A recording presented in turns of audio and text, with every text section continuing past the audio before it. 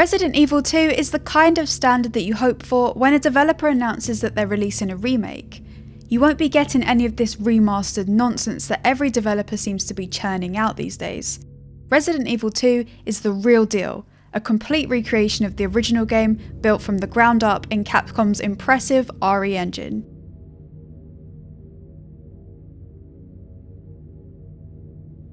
Despite being based on a game from 1998, this game feels worthy of its 2019 release date.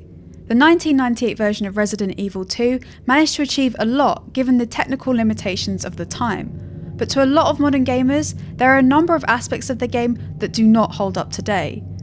Gone are the fixed camera angles, the annoying loading times, and the restricted control scheme. Capcom could have gone the route of Resident Evil 7 by making the game first person, but instead decided to switch back to the third-person perspective from Resident Evil 4 to 6. There's absolutely no doubt that this remake looks and feels like a current-gen game, while retaining a number of the memorable and quirky features seen in the original, such as saving at typewriters and forcing you to manage a small inventory. In keeping with the original, you'll also play as both Leon Kennedy and Claire Redfield. Each character has a main A playthrough as well as a custom B playthrough. As you'd expect, large chunks of each story overlap, and this is obviously very noticeable once you begin your second playthrough. That said, without spoiling it, it's worth mentioning that you will meet different characters that will impact the story, unlock different areas of the police station, and use different weapons by embarking on that second playthrough. For this reason, it's definitely worth checking out Part 2, even if you have to take a small break before returning. Capcom has nailed the survival horror aspect of Resident Evil 2, though at points it does feel as if the horror elements come at the detriment of the gameplay. Every item in the game has a set place instead of being tailored to the player's inventory. While this does make the game feel extremely tense, as you know you cannot waste a single bullet, there are moments when this can be frustrating. For instance, we both had situations in the game where we constantly found ammo for a gun that we didn't have, yet we were stuck with next to nothing for our equipped weapons. You might think that in a game where ammo is scarce, playing on PC would make the game significantly easier, as you can take your time to line up headshots against slow zombies. This could not be further from the truth, as it will take a large amount of bullets to get a zombie to stop attacking you, and even this solution isn't permanent, as the zombies will continue to rise if their head is still intact.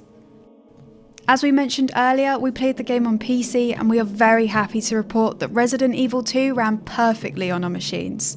This doesn't come as too much of a surprise considering the only other RE engine game to be released at this point is Resident Evil 7, and that also ran smoothly.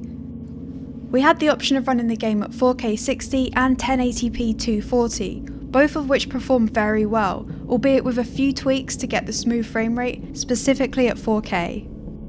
The environments and character models look crisp and realistic, which makes creeping around the police station and surrounding area all the more disconcerting.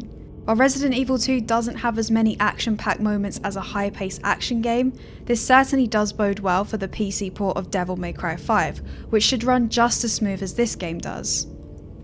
Whether you're a hardcore Resident Evil fan, or someone who's never bothered with the franchise before, this remake is definitely worth your time. We never played Resident Evil 2 the first time around, because we were like 4 years old, but we've recently played some of the Resident Evil HD remaster, and we are so thankful that Capcom put the effort into remaking this rather than simply remastering it.